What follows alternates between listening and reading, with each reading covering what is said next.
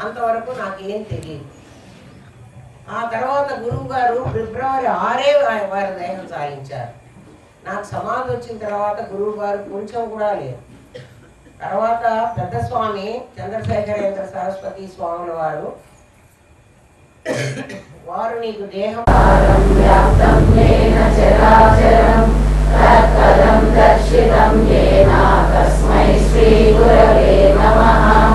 సదాశివసమారంభాం శంకరాచార్య మధ్యమాం అస్మదాచార్య పర్యంతాం వందే గురు పరంపరాం. గురు బ్రహ్మా గురు విష్ణు గురుదేవో మహేశ్వరః గురు సాక్షాత్ పరబ్రహ్మ తస్మై శ్రీ గురవే నమః. నిత్యానందం పరమసుఖదం కేవలం జ్ఞానమూర్తిం విశ్వాతీతం గగన సదృశం తత్వమస్యాదిలక్ష్యం ఏకం నిత్యం విమలమచలం సర్వదీ సాక్షిభూతం భావాతీతం త్రిగుణరహితం సద్గురుం తం నమామి. ఓం సహనా భవతు సహనౌ భునక్తు సహ వీర్యం కరవావహై తేజస్వినావతీతమస్తు మా విద్విషావహై. ఓం శాంతి శాంతి శాంతి.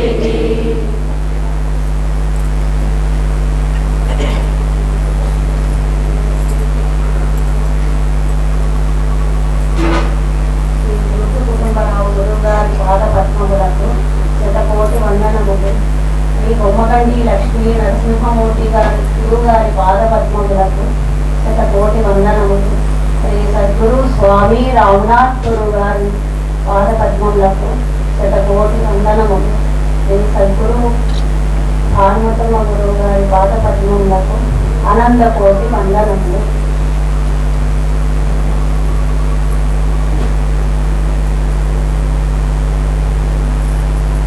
నేను గురువుగారి దగ్గరికి 7వ క్లాస్ అయిపోయినప్పటి నుంచి వస్తున్నాను.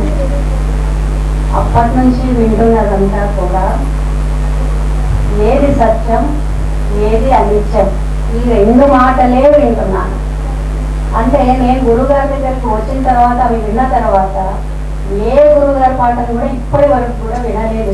వినలేదా అంటే విన్నాను, కానీ ఇలా చెప్పే గురువు గారు మనకి ఎక్కడా కూడా దొరకలేదు. ఇది మాత్రం నేను 100% చెప్తున్నాను. 100% నేను అనుభవించి నా జీవితంలో ఒడిదుడుకులు వచ్చినప్పటికీ కూడా అవి మనసుకి వాక్కుకి శరీరానికే తప్ప నేనన్న వాడికి లేవని ఖచ్చితంగా నిర్ణయించుకొనే చెప్తున్నాను. ఇప్పటి కూడా సాధన మాత్రం అదే చేస్తున్నాను. మీరు కూడా ఆ గురుగారు చెప్పినటువంటి విషయాన్నే సాధించి ధరించాలి అని మన భానుమతమ్మ గురువు గారికి చాలా ఆశ.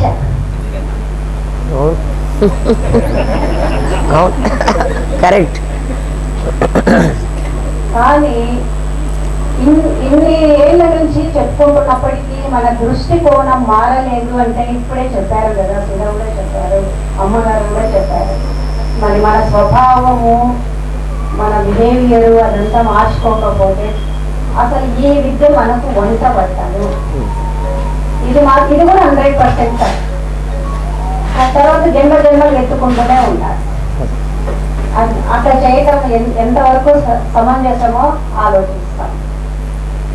ఇంకొకటి అంటే దృష్టికోణం కనుక మారకపోతే కష్టపడినా మార్చుకోవాలా అంటాను నేను. విషయం తెలిస్తే ఈజీగా మారిపోవచ్చు, కష్టం ఉండదు.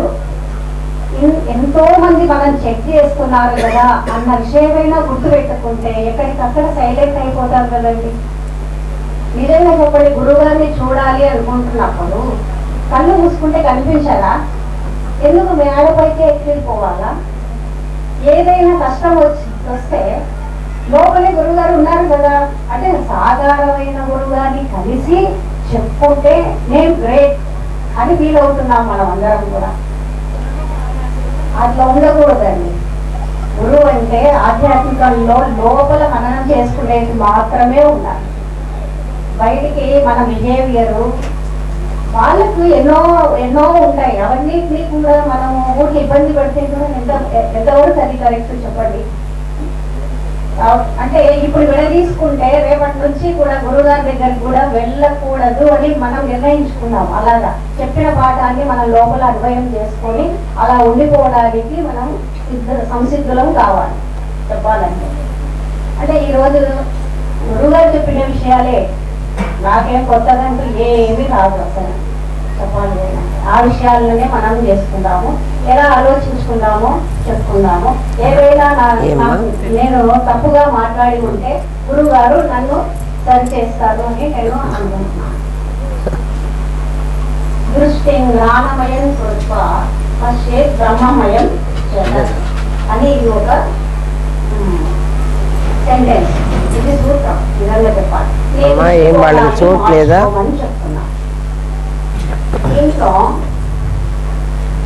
ఒక రెండు విషయాలను ఒక 2 మాటలలో చెప్పుకున్న తర్వాత మనం ఇందులోకి వెళ్తాము. పూర్వ మీమాంస, ఉత్తర మీమాంస అని 2 మీమాంసలు ఒకసారి గురువు గారు చెప్పడం అనేది జరిగింది. ఇందులో ఏం కావాలరా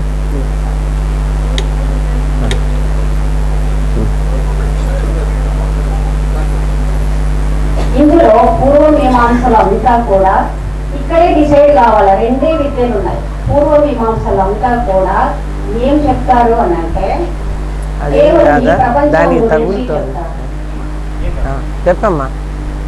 పూర్వ మీమాంసలు అంతా కూడా ఈ ప్రపంచం గురించి మాత్రమే చెప్తారు. అంటే ఒక జీవుడిని, ఒక జగత్తును, ఒక ఈశ్వరుని మాత్రం గురించే చెప్తారు ఇక్కడ.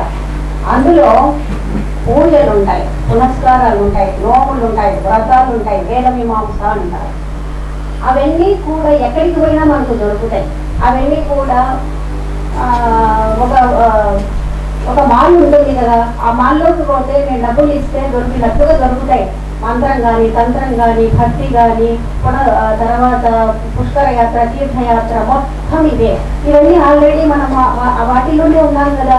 ఇంకా మనకి ఏం సబ్జెక్ట్ తెలియదు అంటే ఉత్తర మీమాంస ఇప్పటి వరకు కూడా ఇంత మన గురుగారు చెప్పినట్టుగా ఎక్కడ కూడా చెప్పలేదు.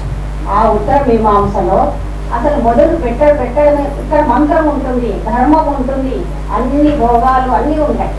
ఉత్తర మీమాంసలో ఏముంటాయి అంటే అది మహావాక్యాలు, ఉపనిషత్తు వాక్యాలు ఉంటాయి. అందులో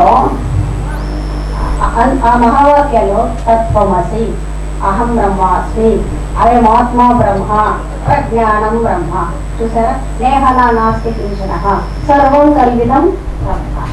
ఈ వాక్యాలు ఏమైనా ఈ మీమాంసలో చెప్పడం అనేది ఎవరైనా చెప్పడం జరిగిందా అండి? మరి మనం ఏం వింటున్నాము? ఇవైతే వింటున్నాం, చేసేది ఎట్లా రిజల్ట్ వస్తుందండి? అవన్నీ ఈ 3 కదా, మనసుకు, వాక్కుకు, శరీరానికి సంబంధించినవి. ఇదేమో అంతర్గతంగా నిన్ను నీవు తెలుసుకునేటువంటి ఒకనొక విషయం. ఈ మహావాక్యాలు అన్నారు, అందుకే ఇవి మంత్రాలు అన్నారు. మంత్రం చేస్తే ఏం రాదు, మళ్ళీ జన్మలు వస్తాయి. మహావాక్యం వింటే నువ్వుగా సర్వం, ఇప్పుడు సర్వవ్యాపకమైన ఆత్మగా ఉంటావు అని చెప్పడం జరిగింది. అదే కదా గురుగారు ఇన్ని ఏళ్ళ నుంచి చెప్తున్నటువంటి ఒకనొక విషయము. ఇప్పుడు రెండు తిక్కినాయి. ఇప్పుడు ఎందులో ఉండాలి అని డెసిషన్ ఎవరు తీసుకోవాలండి? మనం తీసుకోవాలి. అలాంటప్పుడు ఈ వాటిలలో ఎంత శోధన చేయాలి, ఎంత ఆత్మానాత్మ విచారణ చేసుకోవాలి. దీంట్లో ఈ మహావాక్యాల గురించి చెప్పి ఏం చెప్పారు అని అంటే, నిత్య మొదలు పెట్టడమే. నేను విన్నది కూడా చిన్నప్పటి నుంచి కూడా, మీరు కూడా విన్నది కూడా అదే. ఏం చెప్పారు? నిత్య వస్తు వివేక జ్ఞానం అన్నారా? ఏమైనా మీరు వస్తే కనుక ఈ పని ఇస్తే ఇప్పుడు ఈ పని అవుతుందని ఏమైనా చెప్పారా గురువు గారు? మరి ఎందుకు ఈ చోట్లోకి వెళ్తున్నాం మనం అంటే, ఏది నిత్యమో ఏది అనిత్యమో ఈ చోట్లోనే మనం చూసుకోవాలి. అంటే అప్పుడు ఏం చెప్పారు అంటే, ఈ కనిపిస్తున్నదంతా కూడా అనిత్యము, నిత్యం ఏమిటి అంటే నీవు అని స్ఫురింప చేసుకున్నారు. కాబట్టి ఇక్కడే ఉండాలి కదా మనం, ఎక్కడికి వెళ్ళకూడదు. ఎవరు ఏం సాయం ఇచ్చినా కూడా వెళ్ళకూడదు.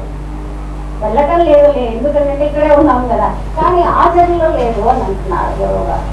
తర్వాత నిత్య అనిత్య వస్తు వివేకము, ఇహ అముత్ర ఫల భోగ విరాగము.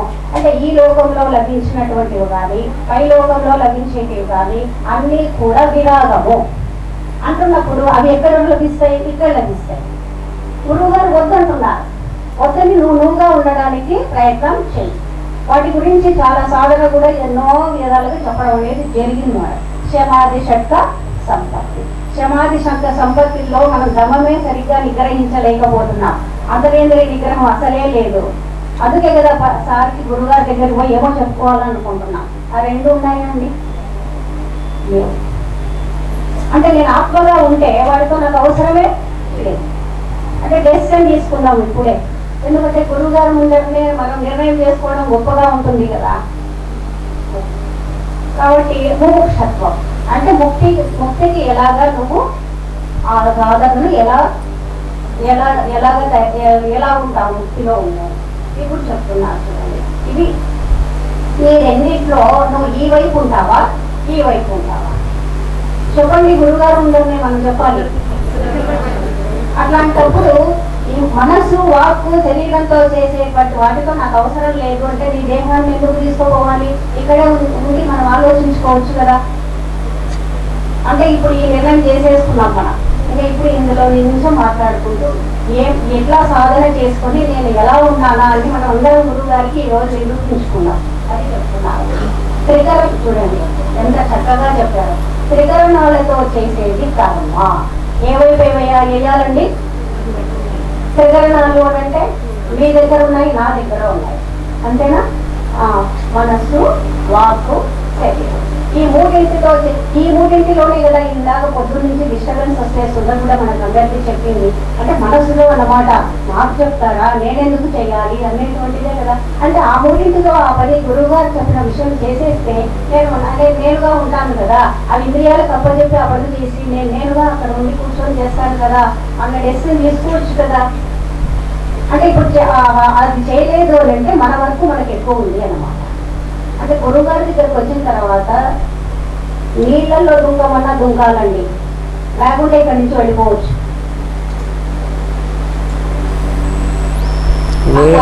నీళ్ళల్లో ఏమిటి, నిప్పులోనే దూకమంటున్నా. ఒక మైకి ఒక వాడు చెప్తా. ఉండే నువ్వు చెప్పమ్మా, నువ్వు చెప్పు. చెప్తున్నా ఆన్ చెయ్యాలా? మళ్ళీ నాకు గుర్తుండదు ఆ పిల్లకి మాట్లాడిన మాటలు ఏం చెప్పాలి అని. మోక్షం అంది కదా. మోక్షం ఎలా వస్తుంది అంటే మోక్షం లేదని తెలిస్తే వస్తుంది. ఎట్లా వస్తుంది అంటే కర్మ ఉంటే జన్మ ఉంటుంది. కర్మ నిన్ను వాసనాక్షయం చేసుకుంటే ఆ కర్మ ఇంకా మూట కట్టుకుంటున్నాం. మూట కట్టుకుంటే జన్మలకు వెళ్ళాలి. ఆ జన్మ లేని స్థితి కావాలంటే అది మోక్షం. మోక్షం అనేది ఒక ప్లేస్ కాదు, మనకు అది రాదు, స్వర్గం లాంటిది కాదు. ఇప్పుడు ఇంకొకటి ఏంటంటే గురువుగారు నీళ్ళల్లో దూకమంటే దూకాలన్నారు. నిప్పులో దూకమని చెప్తున్నాం. ఇప్పుడు నీళ్ళల్లో కాదు. ఎందుకని నిప్పులో దూకమంటున్నాం అంటే మీ నాదిని తగలబెట్టుకోండి. నాది తగలబడితే నేనే ఉంటుంది.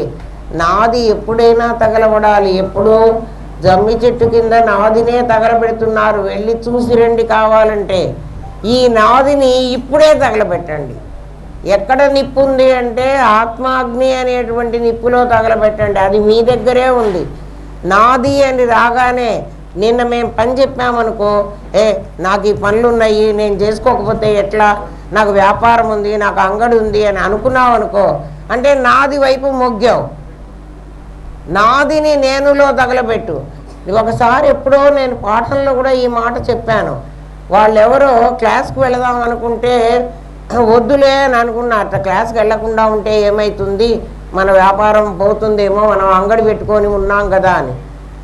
వాళ్ళు మళ్ళీ కాదు గురువుగారు చెప్పింది ఇదే కదా, అది మానుకుని దీనికి రమ్మన్నారు, అదేమన్నా ఉంటే ఇవాల్టి వ్యాపారంలో నాకు రావాల్సిన లాభం గురువుగారే చూసుకుంటా అనుకుని ఆ పిల్లవాడు వ్యాపారానికి వచ్చాడు. ఆ రోజు ఇన్కమ్ ట్యాక్స్ రైడ్ అయింది. చుట్టుపక్కల అంగళ్ళన్నిటికీ రైడ్ అయింది. వీడి అంగడికి రాలే. ఎందుకంటే వీడు మూసేసుకున్నాడు. ఈ సంగతి మీకు చెప్పాను నేను. మీరు కనుక నిజంగా గురువుగారి పని చేయాలి అని వస్తే, గురువుగారి పని అంటే గురువుగారి ఇంట్లో ఏదో పని చేయమని కాదర్రా. గురువుగారు చెప్పిన పని అంటే ఆ పని, ఆ బ్రహ్మ విద్యను బోధించే పని. అది కనుక చెయ్యడానికి మీకు వస్తే మీకు ఎటువంటి బాధలున్నా దాన్ని గురువుగారు చూసుకుంటారు. ఆయన మీద మీకు నమ్మకం లేదు, అందువల్ల మీరేమనుకున్నారు మేమే చెయ్యాలనుకున్నారు. అది అహం. అది చెప్దామనుకున్నాను నేను. ఏం అర్థమైందా? చెప్పు తల్లి. త్రికరణాలతో కర్మ చేయడం అంతేనా? మూడైనా మన దగ్గర ఉండేది మనసు ఉంది, వాక్ ఉంది, శరీరం ఉంది కదా, నామరూప క్రియలు. ఆ త్రికరణాలతో కర్మ చేయడం, ఫలితం కూడా వాటితోనే అనుభవించడం. చేసుకుంటేనే మళ్ళీ మళ్ళీ శరీరం వస్తున్నది. చూడండి, త్రికరణాలతో చేసుకుంటేనే మళ్ళీ శరీరం అనేటువంటిది వస్తున్నది. అది అలా రావటం వల్ల, వాసన ఉండటం వల్లనే మళ్ళీ శరీరం. హార్లిక్స్ ఒక్కటి కలిపి ఏంటి, నాకు రాజకుమారికి రాదమ్మ. ఆ వాసన ఎందుకు మన ఇంట్లోనే ఉంటుంది. హార్లిక్స్ మన ఇంట్లోనే ఉంటుంది. బ్రహ్మములు అంటే మళ్ళీ మళ్ళీ మళ్ళీ హార్లిక్స్ కలపమన్నాను, నేనేం తినలేను, మళ్ళీ లేట్ అవుతుంది. బీళ్ళకి రాదమ్మ, నేను రాజకుమారి మా ముగ్గురికి. మీరంతా ఏం తినొచ్చారా? అక్కర్లేదా? మరి హార్లిక్స్ తాగుతావా? మరి తాగేటైతే నువ్వు కూడా చెప్పు. మన ఇంట్లోనే ఉందమ్మా హార్లిక్స్ కలుపుకురా. రాజకుమారికి సోదా తాగలేదుట. ఏమ్మా, ఇంకెవరన్నా తినని వాళ్ళు ఎవరన్నా ఉంటే చూడండి.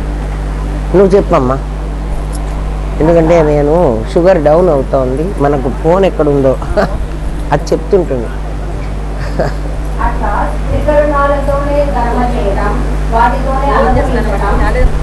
ఫోన్ తేలేదా? ఓ సరే పో. ఎట్లా పోగలవా? దారి ఉందా? అయ్యో కష్టమే. అట్లా తిరిగి తిరిగి మళ్ళా మనకు జన్మ వస్తున్నది అంటే ఎందుకు వస్తున్నది? మళ్ళా ఈ మూడు శరీరాలు వేసుకొని మళ్ళా మనం ఎందుకు వస్తున్నాము అంటే ఒక వాసన వల్ల వస్తున్నాము. అదే చెప్పు నాయన. నాదేనా? ఉందే కాదమ్మా, ఇది ఉంది. నువ్వు చెప్పమ్మా. ఎందుకు అట్లా మళ్ళీ వస్తున్నాము? 161 తగ్గుతుంది, నాకు తెలుస్తుంటుంది. బ్రహ్మముల గురించి తెలియక అంటే నువ్వు గురించినటువంటి విషయము తెలియక మళ్ళీ నేను తిరిగి జన్మను తీసుకుంటున్నాను. అందుకే శాస్త్రం కొటేషన్ ఏమిచ్చిందంటే అసతోమ. అందుకే గురువు గారు మొదటి నుంచి మనకు చెప్తున్న విషయం, నీకు దేహం లేదు, నీకు దోషాలు లేవు చెప్తున్నారు కదా. ఇప్పుడు ఏమంటే అలా అనుకుంటే అంటున్నారు అనమాట. కఠోపనిషత్తులో బ్రహ్మముల గురించి ఇంకా బ్రహ్మముల గురించి బాగా ఉన్నమైనటువంటి నేనేనన్న విషయం ఎవరికి ఏదైతే తెలుస్తుందో వాడికి మళ్ళీ మూడు శరీరాలు వేసుకొని రావాల్సినటువంటి అవసరం లేదు అన్నారు. సరే కదా. కఠోపనిషత్తులో ఏం ఇచ్చారంట, ఇదే మనం గుర్తుపెట్టుకోవాలి. అశరీరం శరీరేషు అన్నారు. ఎక్కడున్నది ఆ బ్రహ్మము అన్నారు కదా. అంటే ఎక్కడున్నదంట? అశరీరే శరీరే. నీ శరీరంలోనే ఒక అశరీరం ఉన్నది అన్నారు. చూసారా? అంటే ఇప్పుడు శరీరం ఏమిటి, అశరీరం ఏమిటి? నాది నేను గురించి పొడుగు గారు చెప్తున్నారు కదా. అప్పుడు శరీరం ఏమిటి అని అంటే నామరూప క్రియలు, అది నాది. అశరీరము అని అంటే ప్రత్యేగాత్మ. ప్రత్యేగాత్మ అని ఎందుకు అంటున్నారు అని అంటే అది కలవకుండగా ఉన్నది. కలిస్తే మళ్ళీ ఆభాస జ్ఞానం అయిపోతుంది. అది మళ్ళీ జన్మలకు వస్తుంది. బుద్ధి దర్పణం మీద పడినటువంటి ఆభాస జ్ఞానము ఆ జ్ఞానమే అనుకోయింది. ఈ మూడు ఆకు మనసు శరీరంతో కలిసి నేనెందుకు ఈ పని చెయ్యాలా అని అదే అహంకారము అంటున్నారు గురువు గారు. అదే ప్రత్యేగాత్మ లెవెల్లో ఉన్నప్పుడు ఆ నాదికి పని చెప్పారు కదా, అది ఏం చేస్తే ఏమైపోతుంటే ఇట్లా ఆలోచించినప్పుడు ఆ పని చేయగలుగుతాం. అప్పటికి ఇక్కడ కూడా డెసిషన్ ఎవరు తీసుకోవాలండి? అంటే నువ్వు అశరీరం అయితే శరీరం పని చేసుకుంటున్నది కదా అన్న ఆలోచన ఉంటే ఆ పని శరీరంకి అప్పచెప్తారు. అట్లా కఠోపనిషత్తులో అశరీరం శరీరేషు అన్నారు. అశరీరం అన్న పదానికి దానికి ప్రాణం లేదట, మనస్సు లేదట, శరీరం లేదట, అది శుద్ధంగా ఉన్నదట, ఇది నిత్యమట, అది త్రికాలంలోనూ ఉన్నదట. ఏది? ఆ శరీరం. తర్వాత దాన్ని సత్య జ్ఞానం అనంతం బ్రహ్మ అని చెప్పారు. ఇంకా ఏమంటున్నారంటే కూటస్థం, నిత్యతృప్తం, నిష్క్రియం. చూడండి, మన లోపల ఉండేటువంటి ఆ ప్రత్యేకాత్మ నిష్క్రియం, ఏం పని చేయదు. కూటస్థం, నిత్యం, మార్పు లేదు, నిరాకారం. మరి సాకారం ఎవరికి ఇచ్చాం? శరీరానికి ఇచ్చేసాము. అప్పటికి అది ఎట్లా ఉన్నది? ఆకాశంలాగా మార్పు చెందేది కాదు. అందుకే అష్టావక్ర గీతలో జనక మహారాజు అష్టావక్ర గీతలో ఏం చేయాలంటే సాకారం. చూడండి, సాకారం అంటే ఎన్ని ఆకారాలు ఉన్నాయి ఇక్కడ? ఎన్నో, అనేక కనిపిస్తున్నాయి. అవే అసలు కనిపించాడు. నేను సాకారం అనృతం విద్ధి. అనృతం అంటే అబద్ధం, విద్ధి అంటే తెలుసుకో. అదే కదా గురుగారు చెప్పింది. అది ఎక్కడ చెప్తారు? ఉత్తర మీమాంసలో చెప్తారు. ఇక్కడ ఎవరిని అడిగినా కూడా వాళ్ళకు రాదు, వాళ్ళు చెప్పలేరు.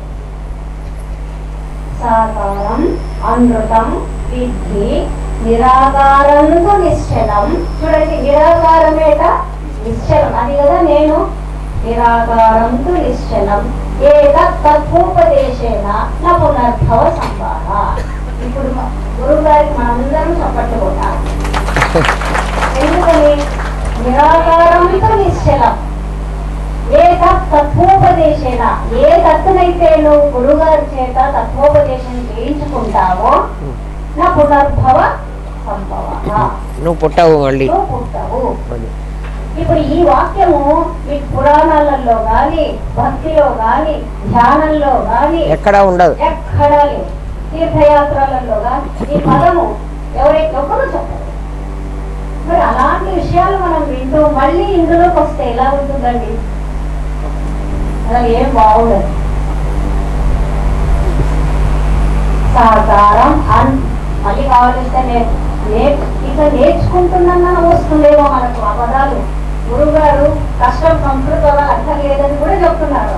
అది కూడా నేర్చుకుంటే ఎంత గట్టిగా అవుతాం కదా మనమే. సాకారం అంటే తెలిసిపోయింది కదా. సాకారం అనృతం విద్ధి, అబద్ధం. అనృతం అంటే అబద్ధం, విద్ధి తెలుసుకో, నిరాకారంతో నిశ్చలం ఏతత్ తత్వోపదేశేన నా పునర్భవ సంభవ. దీని మీద పెట్టుకుంటే నా చేతులు దీని మీద పెట్టుకుంటే నేను ఎంతసేపు అయినా కూర్చోగలను. బాగానే చేసావురా, మంచి పని చేసావు, జాగ్రత్త. అది నా బరుగులు దీని మీద పడేస్తే ఎంత చల్లగా ఉందిరా, ఎంత చల్లగా ఉంది. ఓ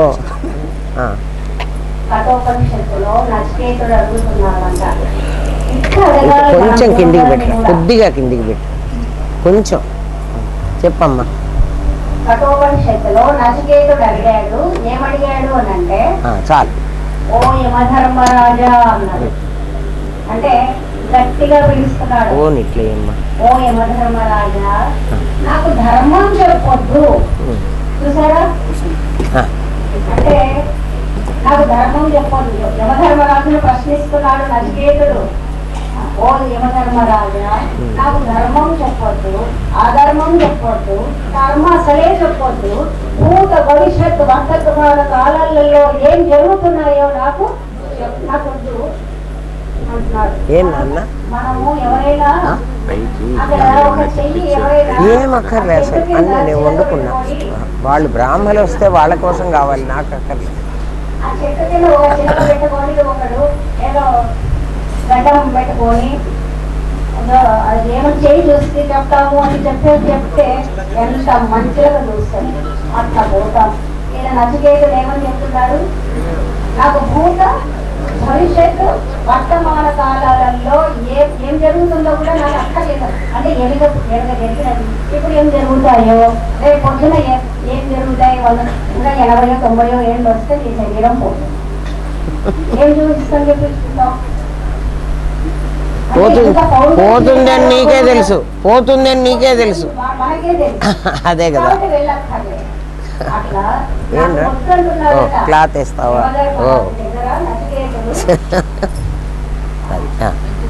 భూత భవిష్యత్తు వర్తమాన కాలంలో ఏం జరుగుతుందో నాకు చెప్పద్దు, ఉన్నది చెప్పండి.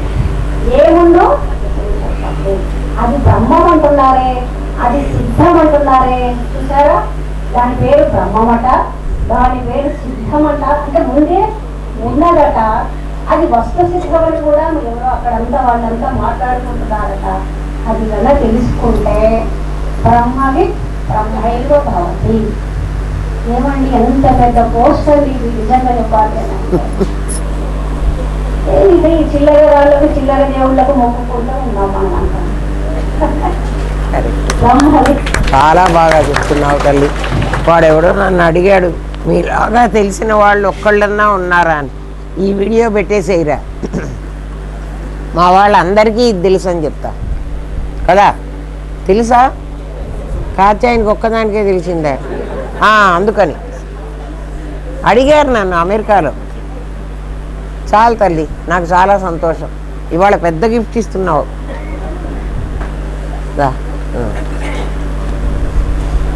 అది వస్తు సిద్ధం, బ్రహ్మవి బ్రహ్మైవ భవతి.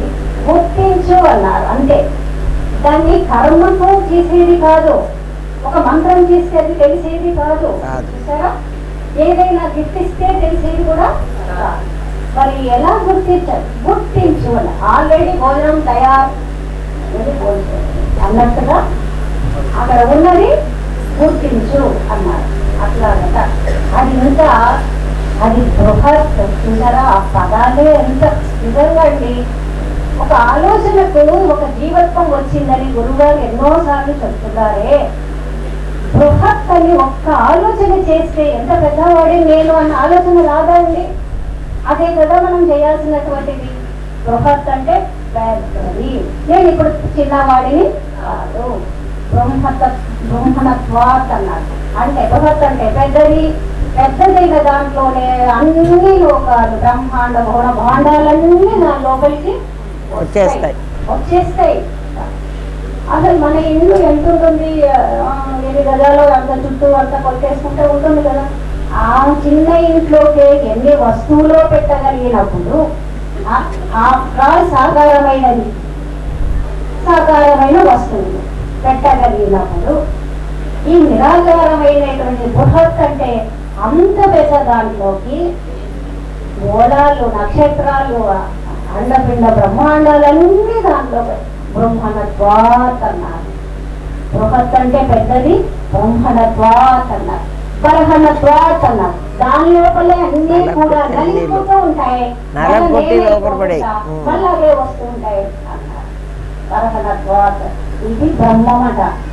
మరి ఇది పోయింది చూడండి. మన దృష్టి ఇట్లాగే ఉంది. దీన్ని గట్టి చేసుకోమని చెప్తున్నారు గురువు గారు. ఎన్నోసార్లు చెప్పారు కదా, ఇదే నువ్వు అని కూడా చెప్పారు. ఏకమేవ నా ద్వితీయం బ్రహ్మ, నేను ఒక్కడిని తప్ప ఎవరు లేదు. ఇంకా అట్లా అది ఏమో ఆ పదాలు చెప్పారు కదా, ఆ పదాల గురించి నాకు చెప్పండి. నాకు ఈ కర్మ, ఈ ధ్యానం, ఈ యోగం ఇవన్నీ నాకు అక్కర్లేదు అన్నారు. అది సిద్ధం అన్నారు, వస్తు సిద్ధం అన్నారు. ఇంకా లౌకిక వైదిక కర్మలన్నీ నీ నాదికి సంబంధించినవి. ఇప్పుడు మళ్ళీ ఇక్కడికి రండి, అట్లే చెప్తారు. అట్లా అది చెప్తారు, ఇదే చెప్తారు. ఎప్పటికీ తెలియాలి అండి. ఇప్పుడు ఇక్కడికి వచ్చినప్పుడు లౌకిక వైదిక నైమిత్తిక కర్మలన్నీ కూడా చేస్తూ వాటిల్లో కామ్య కర్మలు కూడా మళ్ళా నాకు ఈ కామమే ఉన్నారా, ఇది అక్కర్లేదు.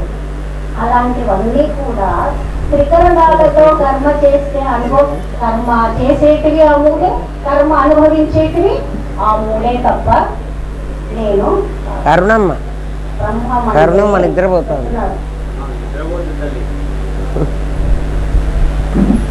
ఆమె ఇంకోళ్ళని చూస్తోంది, ఆమె నిద్రపోతోంది. 5 ఏళ్ల పిల్లవాడు అడిగాడు తల్లి ఆ మాటలు బట్టి ఏం చేస్తున్నామో అడుగు. అది 5 ఏళ్ల పిల్లవాడు అడిగాడు బ్రహ్మముల గురించి చెప్పమని. ఇవి అక్కర్లేదన్నాడు. మనం 50-60 ఏళ్ళు వచ్చినా కూడా ఇంకా ఇదే కావాలన్నా. అది ఎంత నిన్న ఆ చిన్న పనికి పొమ్మంటే నాకు ఇదే కావాలంటున్నారు. అది అందుకు కోపం వచ్చింది నాకు. నేను చెప్పింది వేస్ట్ అని. అది లేకపోతే తిట్టను.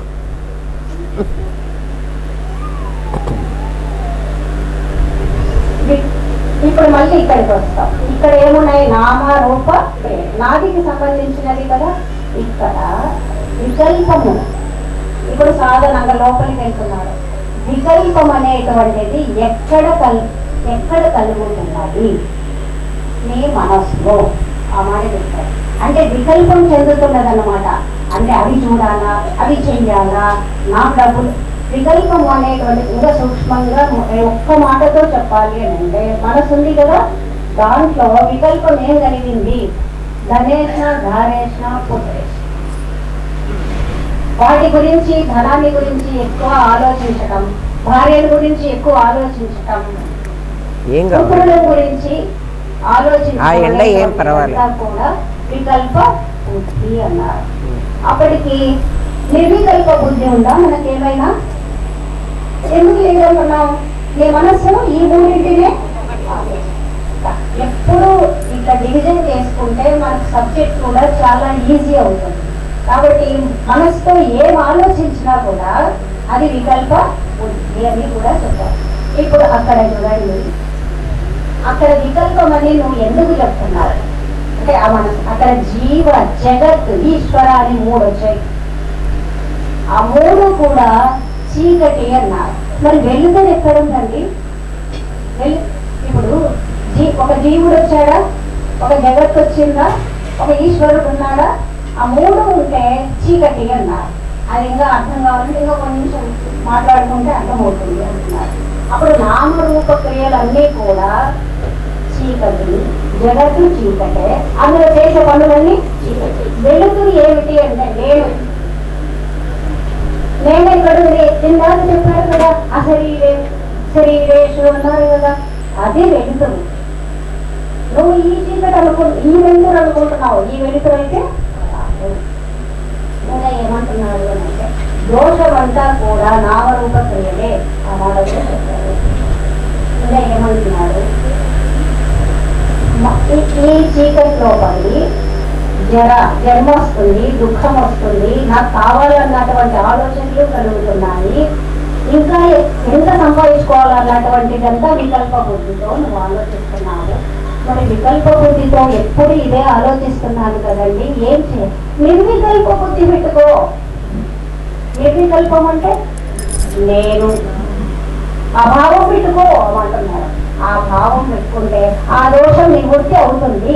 ఆ మాట చెప్తున్నారు. అంటే ఇప్పుడు గురువు గారు చెప్పినటువంటి సబ్జెక్ట్ లో ఏమన్నారు? నేను నాది అంటే నేను ప్రత్యేగాత్మ కదా, నాది ఎట్లా వచ్చింది అన్నప్పుడు బుద్ధౌ భానవు అన్నారు.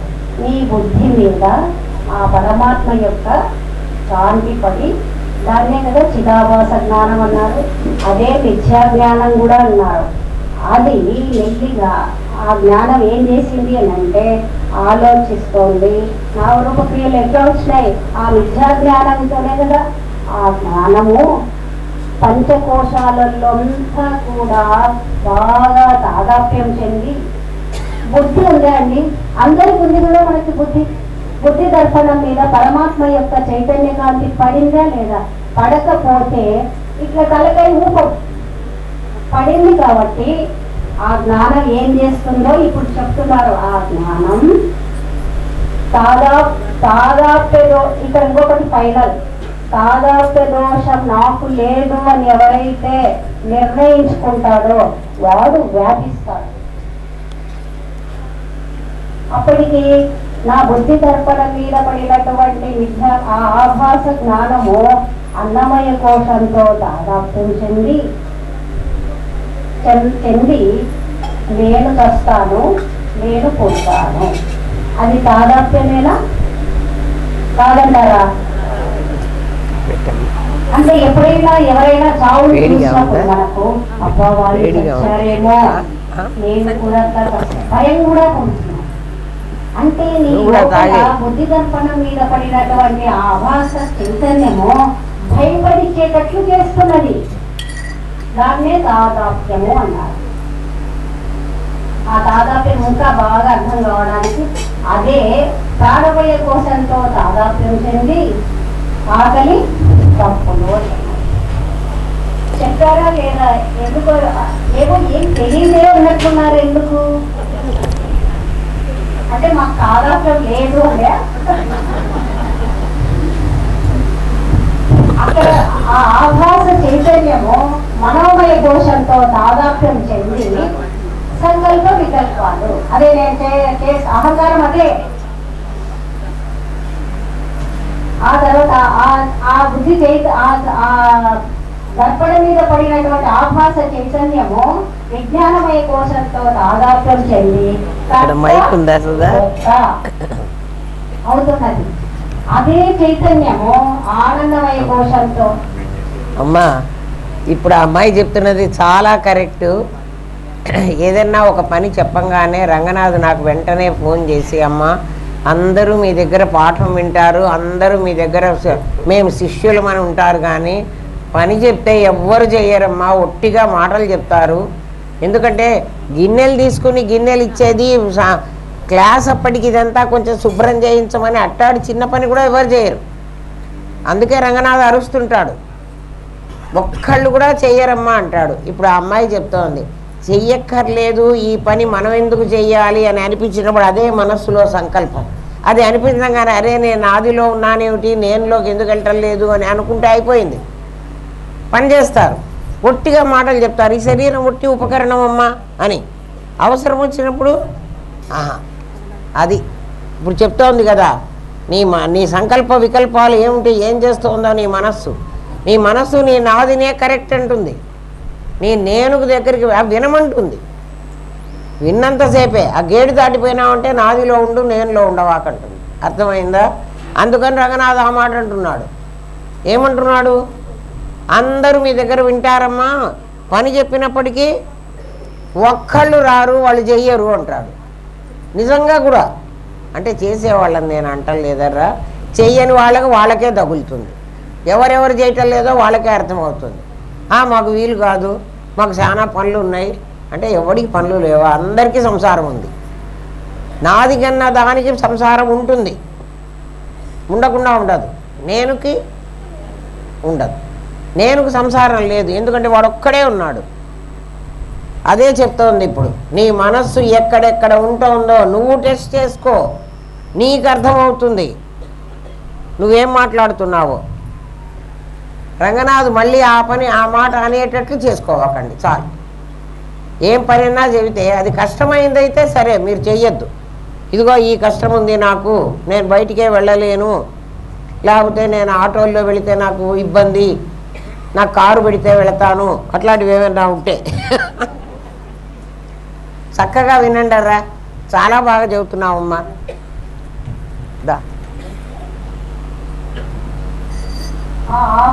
అది మనోమయ కోశంలో తాదాప్యం చెంది కదా సంకల్ప వికల్పాలు వస్తాయి. అట్లే ఆనందమయ విజ్ఞానమయ కోశంతో తాదాప్యం చెంది కర్తృత్వం నేను కాక చేశాను, ఎవరు రాలేదు కాబట్టి అప్పుడు గురుగారు చెప్తే నేను చేశాను, అక్కడే ఉండేది తాదాప్యం. అది కూడా తాదాప్యం. కూడా ఇచ్చావా? ఆ విద్యాజ్ఞానం అనే అనాలి దాన్ని. ఆభాస చైతన్యము బుద్ధి దర్పణ మీద పడినటువంటిది ఆనందమయ కోశంలో తాదాప్యం చెంది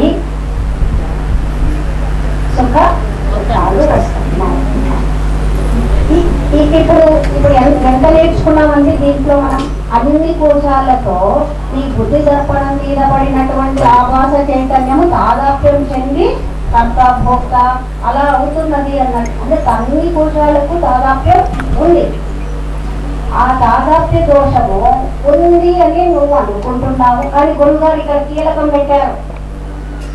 అంటే ఈ నామరూప క్రియలకు తాదాప్యం ఉంది, కానీ ఈ బుద్ధి దర్పణం మీద పడినటువంటి ఆభాస చైతన్యం వాటితో తాదాప్యం చెంది ఆ పనులు చేసుకోకపోవడం, కట్ అవడం, మోక్ష అవడము అనుభవించడం చేస్తుంది. కానీ నువ్వు ఇప్పుడు సమాధానం ఏం తీసుకోవాలా అంటే, నువ్వు ప్రత్యేగాత్మను కదా, నేనునే కదా, నేను ఆభాస చైతన్యం కాదు కదా అని నేనన్న వారికి తాదాప్యం లేదు అని కనుక నువ్వు అనుకోగలిగితే నీకు వాటి గురించినటువంటి అవన్నీ కూడా నీకు అంటావు. ఇప్పుడు దేహం ఇక్కడ క్లూ ఏమిటంటే, ఇప్పుడు దేహం లేదు. ఎందుకని? తాదాప్యము చెందలేదు. తాదాప్యం చెందకపోతే కోశాలు లేవు, మనసు లేదు, బుద్ధి లేదు, చూసారా, రూపం ఏమీ లేదు. మరి ఏముంది అక్కడ? నేనున్నాను. ఎప్పుడైతే ఈ శరీరం అనేటువంటిది ఆలోచనలోనే, భావంలోనే అది ఎప్పుడైతే లేదో, ఇది ఆటోమేటిక్ గా నిరాకారం కదా వ్యాపిస్తుంది. ఇప్పుడు వ్యాపించింది ఏ క్రమం ఎట్లుంటుంది అని అడిగారు కదా. అంటే తాదాప్య దోషం వలన నీకు నేను నాది అనేటువంటిది వేరు చేసుకోవడం తెలియలేదు. ఇప్పుడు గురువుగారు చెప్పారు కదా, కాబట్టి ఆభాస చైతన్యం తాదాప్యం చెందిందే కానీ నేనన్న వాడిని చెందలేదు అన్న ఆలోచననే, ఆ భావమే నేను నిరాకారమై వ్యాపిస్తుందండి. ఇప్పుడు ఎట్లా వ్యాపించాలి అంటే, నేనున్నాను కదా, నేను నాది లేదు కానీ తాదాప్యం లేదు, నేనున్నాను కదా. నేనున్నాను అంటున్నప్పుడు అక్కడ ఏముంది అని చూడండి. అంటే ఆలోచనలు లేవు, దేహం లేదు, ఏం లేదు, జగత్తు కూడా కనబడటం లేదు, నేను మాత్రం. ఆ నేను ఎవరిని చూస్తుంది? ఈ ఆకాశం. చూసారా, ఆ ఆలోచనలు లేకపోతే శరీరానికి సంబంధించిన దరేషణ, దారేషణ, పుత్రేషణ, ఈశ్వరత్రయాన్ని పోతే, జగద్భావం పోతే, ఇక్కడ ఏదో ఉండాలా. ఒక ఆకాశం ఉంది, అది జడాకాశం. ఫస్ట్ ఆకాశానికి ఎందుకు? ఆకాశం శుద్ధం, ఆకాశంకి ఏమీ అంటించుకోదు, ఆకాశం నిరాకారం, ఆకాశం సర్వవ్యాపకం. తెలుసు కదా, దానికి 50 మార్కులు ఎప్పుడో గురువుగారు వేసి కూడా మనకు చెప్పారు కదా. ఇప్పుడు నేను అన్నటువంటి వాడు ఈ దేహాన్ని మాత్రం తొలగించుకుంటా. ఇక్కడ హైలైట్ విషయం ఏమిటి అంటే తాదాప్యం. తాదాప్యం ఎప్పుడైతే నాకు లేదు అన్న భావముతోనే నేను ఆటోమేటిక్ గా నిరాకారమైంది ఖచ్చితంగా వ్యాపిస్తుంది. ఎక్కడికి వ్యాపించాలి అని అడగమంటున్నారు గురుగారు. అక్కడ ఎదురుగా ఆకాశం ఉంది, ఆ ఆకాశంలో అది సదాకాశం అన్నారు. జడాకాశం అయినా సత్తుది కదా ఆకాశం. నేను చిట్టుకు సంబంధించిన వాడిని కదా. ఇప్పుడు అది నిరాకారమే, ఇది నిరాకారమే. చూసారా, నిరాకారంలో రెండు నిరాకారాలు ఉంటాయండి. ఏ నిరాకారం అయితే అది ఆకాశము, దానికి తెలివి లేదు, శుద్ధంగా ఉంది, బుద్ధి లేదు, బుద్ధం లేదు. నేను ఇప్పుడు దాంట్లోకి వ్యాపించేస్తాను. నేనన్నవాడిని వ్యాపించాను కదా. వ్యాపిస్తే సదాకాశం ఏమైంది? కాస్త చిరాకాశం. ఓ నచికేత, ఇది బ్రహ్మము అన్నారు. అంతే. రెండు సాకారాలు ఎక్కడైనా కలుస్తాయండి. ఇది సాకారం, ఇది సాకారం, ఈ రెండు కలుస్తాయా? రెండు నిరాకారాలు అయితే మరి ఎందుకు నువ్వు అన్ని కలుపుకుంటున్నావు? తెలియక అన్నావు. ఇప్పుడు తెలిసింది కదా. అంటే తాదాప్యం చెందకుండా ఉండేటువంటి నేనైతేనే వ్యాపించగలను. తాదాప్యం పెట్టుకున్నంతసేపు అది వ్యాపించలేదు. ఎందుకు? అది ఎక్కడికి వ్యాపిస్తుంది అని అంటే నేను నాది దాంట్లోకి వ్యాపిస్తుంది. క్లారిటీ ఇస్తా. అమ్మాయి చెప్పిన దానికి చాలా కరెక్టు. మీకు అర్థం అవడానికి ఇంకా కొంచెం క్లారిటీ ఇస్తా. చెరువులు ఉంటాయి మన పల్లెల్లో, చెరువులు ఉంటాయి కదా. చెరువు తర్వాత చెరువు మీద కట్ట ఉంటుంది. చెరువు కట్ట అంటాం కదా, అందరికీ తెలుసు. చెరువు కట్ట ఎందుకు కట్టారు అంటే ఆ చెరువులో నీళ్లు పొలంలోకి మొత్తం పోవడంకుండా ఉండడం కోసం కట్టారు. ఆ కట్టలో నుంచి చెరువు నీళ్ళే వస్తాయి. ఎవరికి? పంట కాలువల ద్వారా పంట పొలాలకు వెళ్ళటానికి చిన్న చిన్న కాలువలు తవ్వి చెరువు నీళ్ళే రప్పిస్తారు. ఇప్పుడు ఈ పంట పొలాలకు వచ్చింది చెరువు నీళ్ళేనా? చెరువు నీళ్ళే కదా. మరి చెరువులో ఉన్న నీళ్లు వేరు, ఇవి వేరా? కాదు. ఈ చెరువులో ఉన్న నీళ్లు మీ ప్రత్యేగాత్మ అనుకోండి కాసేపు. పంట పొలాలకు వచ్చిన నీళ్లు మీ తాదాప్యం పొందినటువంటి, ఎందుకంటే అనేకంగా అయినారు కదా, మీకు 5 కోశాల్లోకి వచ్చారు కదా. కట్ట వేరు చేసింది ఈ నీళ్ళని, ఆ చెరువుని. కట్ట తెంపేస్తే అంటే ఇది నేను నాది అని రెండు చేసుకుంది. కట్ట తెంపేస్తే ఏమైపోతుంది? రెండు ఒకటే అయిపోతుందా? పంట పొలాలన్నీ మునిగిపోతాయి. పంట పొలాలు ఉండవు. ఇది వరి చేను, ఇది ఇంకో చేను, ఇది ఇంకో చేను. ఇందాక మనం కాలువల్లో నీళ్లు పంపించి ఇక్కడ వరి వేశాను, ఇక్కడ జొన్న వేసాను, ఇక్కడ రాగేశాను, ఇక్కడ సజ్జ వేసాను అంటాడు. కట్ట తింపేస్తే ఆ నీళ్ళన్నీ పొలాల్లో పడి విడివిడిగా ఈ పొలం లేదు, నువ్వు వేసుకున్నది విడివిడిగా ఉంది. ఆ తాదాత్మ్యం అనేటువంటి ఆ కట్టను తెంపేస్తే నేను నాది ఒకటే అవుతారు. అది ఆ అమ్మాయి చెప్తున్నది. మీకు ఇంకా క్లారిటీ వచ్చిందా? మనం పంట పొలాల్లో వేసుకున్నటువంటి రాగి, జొన్న, సజ్జ ఇవన్నీ వేరు వేరు అనుకుని వాడికో ఇల్లు, వీడికో ఇల్లు, వాడికో ఇల్లు, వీడికో పెళ్ళాం పిల్లలు, వాడికి ఇంకో పెళ్ళాం పిల్లలు, వాడికి ఇంకో పెళ్ళాం పిల్లలు, వాడికి సమస్యలు, వీడికి ఇంకో కష్టాలు కదా, ఇవన్నీ పెట్టుకున్నాం. కట్ట తెంపేసుకోండి. ఇప్పుడు చెప్తున్నది అది. తాదాత్మ్య దోషం వల్ల నీకు వేరుగా కనిపిస్తున్నాయి. నేను నాది అని రెండు లేవు, అసలు ఉన్నది ఒకటే బ్రహ్మము, అది చిదాకాశం చెప్పింది కదా, చాలా కరెక్ట్గా చెప్తోంది. ఇంకా కాస్త క్లారిటీ ఇచ్చాను. ఏమో సరిపోయిందా నీ ఆలోచనకి? అది ఎవరన్నా తెలియని వాళ్ళందరూ తెలుసుకోండి ఆ విషయం. మాకు తెలియలేదే అనుకోవాకండి. తాదాప్యం అనేటువంటిది ఇంకా క్లియర్గా మనకు అర్థం అవ్వాలి అంటే గురువు గారు ఒక ఉదాహరణ చెప్పారు. ఇది అన్నీ గుర్తుపెట్టుకోవాలి. మంచి మంచివి రత్నాలు, మాణిక్యాలు అన్ని పోగొట్టుకోవాలి, ఇవన్నీ ఏర్పరచుకోవాలి. ఆ తాదాప్యం అనేటువంటి తాదాప్యం చెందింది అని తెలుసు. తాదాప్యం ఇప్పుడు తాదాప్యం ఉందా మనకి? లేదు. లేని వాడిని అని ఎప్పుడు చెప్పాలి గురువు గారికి, ఎప్పుడు చెప్పుకుంటూనే ఉండాలి. సో అదే అయ్యి ఉంటారు. తాదాప్యం అనేటువంటిది వచ్చింది కదా, ఎట్లా అంటే నాకు నిజంగానే లేదు అని కదా నిజంగా తెలియాలి. అది ఒక ఉదాహరణ వల్ల ఎంత చక్కగా చెప్పారు గురువు గారు. అంటే ఒక పొయ్యి వెలిగించాము, దానిపైన కుండ పెట్టాము, దాంట్లో నీళ్లు పోసాము, నిప్పు పెట్టినప్పుడు అందులో నీళ్లు సలసల అంతకు ముందు నీళ్ళు ఎట్లున్నాయి? నిప్పు పెట్టగానే అవి వేడెక్కి కదా, ఆ వేడెక్కినాయి కదా అంటే అవి మళ్ళీ పక్కన పెట్టండి. ఎంతసేపు ఉంటుంది ఆ వేడి? చల్లబడిపోతుంది కదా, వేడి చల్లబడిపోతుంది కదా.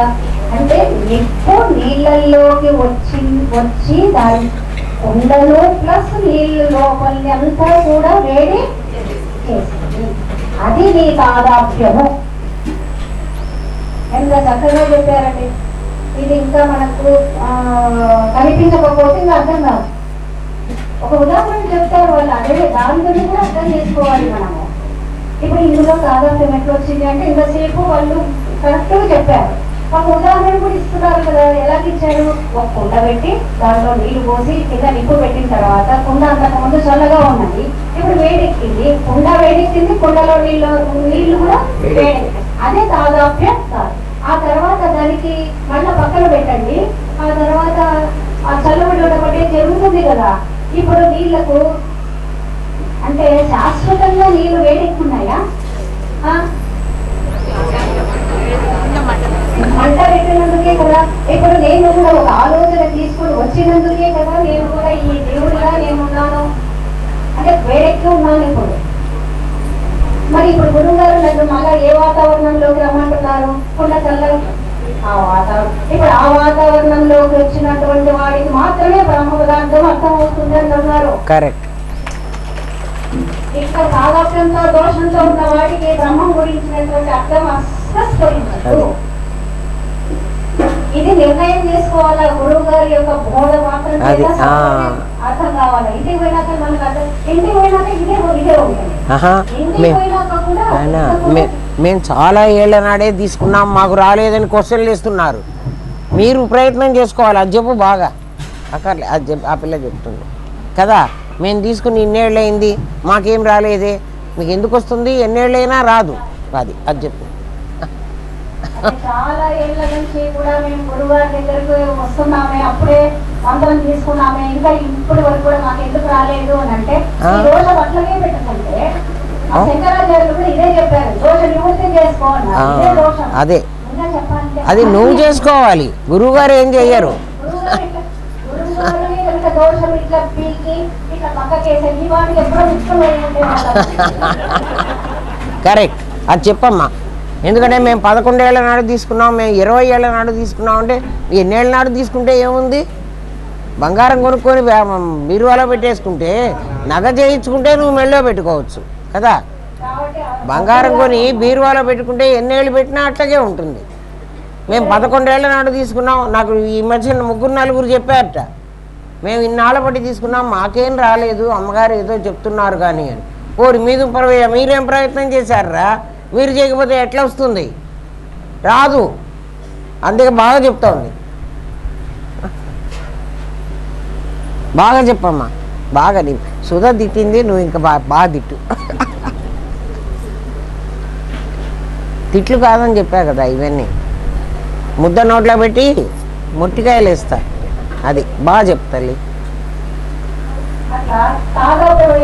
పెట్టుకుంటే నువ్వు బద్ధుడివే, తాదాప్యం నాకు లేదు అన్న భావంలో ఉండి నిలబడగలగాలి, ప్రత్యేగాత్మక అధిష్టానంలో ఉండాలి.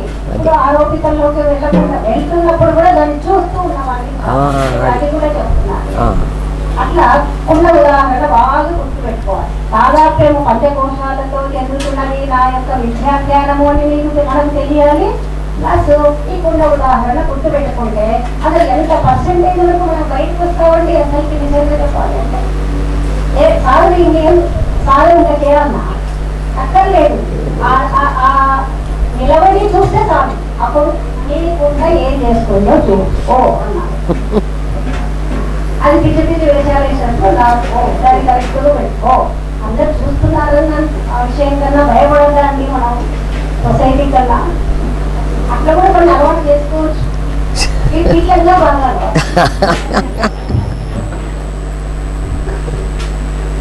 ఇది కుండ ఉదాహరణ, ఇది మర్చిపోకూడదు. ఇది గురువు కీలకాలు, ఇది మర్చిపోతే మనం అసలుకి ఎంత తెలుసుకున్నా కూడా ఇంకా తెలియనట్లే అంటున్నారు.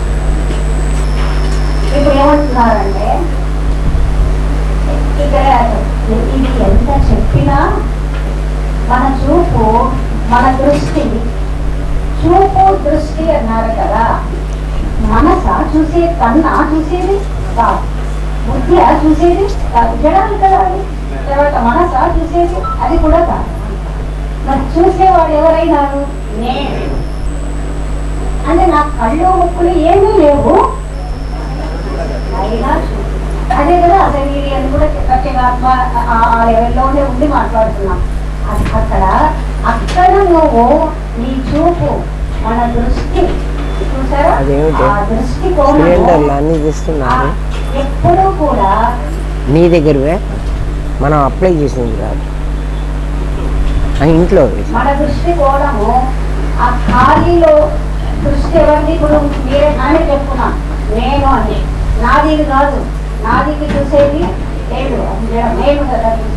ఆ నేను మాటికి ముందు ఆ విద్యాజ్ఞానం ఉండేది, అక్కడికి వచ్చేది నాగోపం జగతం, ఆ యొక్క జగత్తునంతటినీ చూస్తాం కావాలి అని అనుకోవాలి.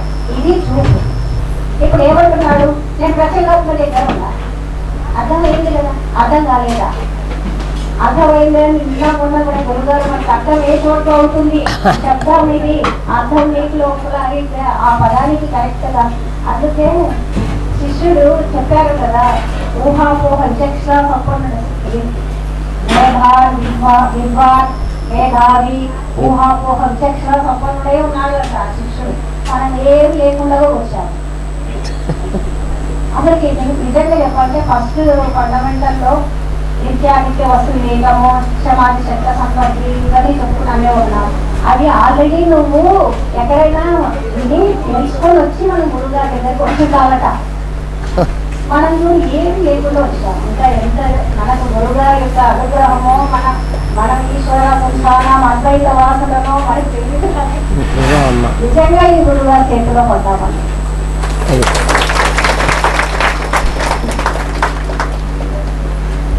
నా చూపు నా ప్రత్యేకాత్మ దగ్గర ఉండి గనక చూస్తే అంటున్నారు అక్కడ. చూపు మన దృష్టి ఎప్పుడు కూడా బుద్ధి మీదకి వచ్చి రావడం ఇవి చాలా సూక్ష్మంగా జరిగిపోతాయట.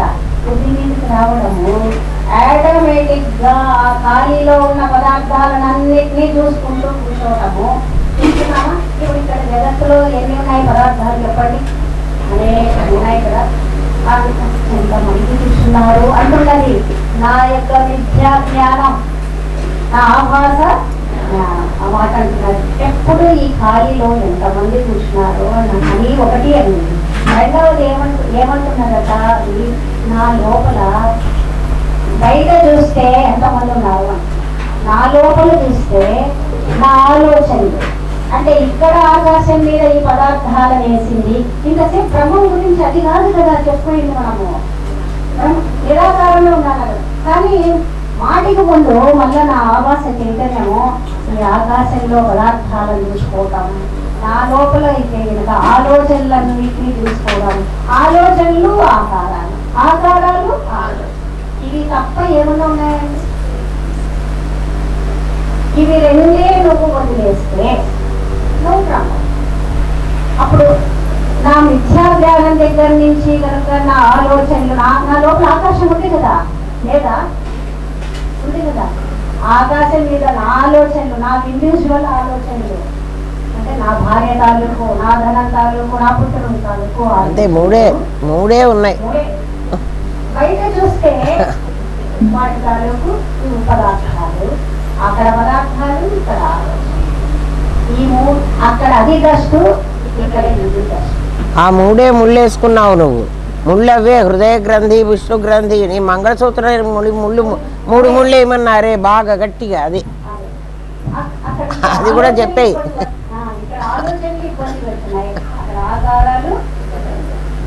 ఆకారాలు అబద్ధమే, ఆలోచనలు అబద్ధమే, చిదాభాస జ్ఞానం అబద్ధమే. ఏది సత్యం? అలా ఆలోచించగలగాలి. అట్లా ఉంటున్నప్పుడు నా చూపు వస్తు దృష్టి ఇందాక ఆలోచించాలే, ఆలోచనలు ఆకారం, అది బుద్ధి, అది పాము, ఇది కాలం. ఎప్పుడు గురుగారు పాము సర్వాత్మనా లేదంటారు. ఎంత హాయిగా ఉంటుందో ఆ మాట గురుగారు చెప్తూ ఉంటే. అనగాండి పాము పదం వినడానికి ఎంతో హాయిగా ఉంటుంది, కానీ పామే అంటారు. సాధన ఇదేనని చెప్పమ్మా, ఇదే సాధన. కళ్ళు మూసుకుని కూర్చోకర్లే. అంటే నా ఆలోచనలు చూస్తున్నా, నా ధనేష్, నా ధారేష్, నా పుత్రేష్ నేను చూస్తున్నాను అంటున్నప్పుడు దాంట్లోకి ఇన్వాల్వ్ అయిపోతుంది కదా. బయట ప్రపంచంలో వాళ్ళు విద్యలు, మేడలు, వాళ్ళ యొక్క కంఫర్ట్స్, వీళ్ళ యొక్క సుఖాలు, వాళ్ళ సుఖాలు, ఆ చచ్చిపోయే వాళ్ళను, ఆ బతుకుంటున్న వాళ్ళని చూస్తున్నాను అని అంటే అది కదా. మరి మనందరికీ పాము దృష్టి ఉందా, తాడు దృష్టి ఉందా?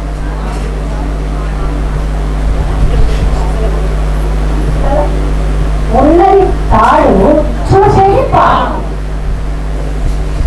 ఉన్నది తాడు, తాడే ఉంది కదా. ఇందాకనే బ్రహ్మం నాకు పరిచయం అయిందండి అంటే కదా. ఎలాగా? నిరాకారము వ్యాపించాను, నాకు ఏ దాదాప్యం లేదు అనేసరికి మొత్తం జగత్తు పోయింది, జీవుడు పోయినాడు. నిజంగా చెప్పాలి, 2 లేవు. ఒక్కటి తీసేస్తే ఇంకోటి ఫ్రీ. కరెక్ట్. ఒక్క జీవభావము నాకు లేదు గురుగారు అని మనం చెప్తే గురుగారితో ఆటోమేటిక్ గా మరి ఏమున్నది? తాడే ఉన్నది. నేను ఎప్పుడు తాడునే, అహం బ్రహ్మాస్మి అని గుర్తు పెట్టుకొని ఇప్పుడు బాగుందండి మీరు చెప్పేది. మీరు బుద్ధి సిద్ధం వసిస్తాం రెండు మాటలు చెప్పి మాకు మేము బుద్ధి సిద్ధంగా ఉండదలుచుకోలేదు, వస్తు సిద్ధంగా తాడు మీదనే ఖచ్చితంగానే మేము ఉండదలుచుకున్నాము. తాడే ఉంది, మేము నిరాకారమే మాకు తెలుస్తుంది. కానీ ముందు పామే కనిపిస్తున్నది కదా, పాముతోనే కదా వ్యవహారం చేయాలి, పామేని చూడాలి కదా అని మళ్ళా ఎవరో ఒకరు అడుగుతూ ఉన్నాం కదా. అప్పుడు ఏమంటున్నాం, కాదుగా నువ్వు తాడులని దృష్టి పెట్టుకొని నీ లోపల విద్యా జ్ఞానం ఉండే, నీ లోపల బుద్ధి దర్పణం ఉండే, బుద్ధి దర్పణంలో కదా వాళ్ళందరూ నాతో మాట్లాడుతున్నారు. ఇది కాత్యాయులు కూడా బుద్ధి దర్పణంలోనే కదా, దీనికి వాళ్ళకు కదా అంటే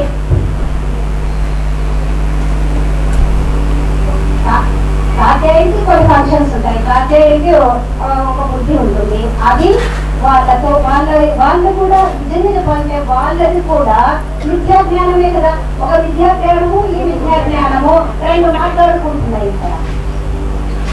మాట్లాడుకోవడం లేదా అంటే మీ నామరూప క్రియలు నా నామరూప క్రియలు మాట్లాడుకుంటున్నారు. మేము ఇంకా కొన్ని ఇష్టమైనవి వల్ల నా లోపల వేసుకోవడము చూసారా, నాకు ఇష్టమైనవి వీరు పంచుకోవడము.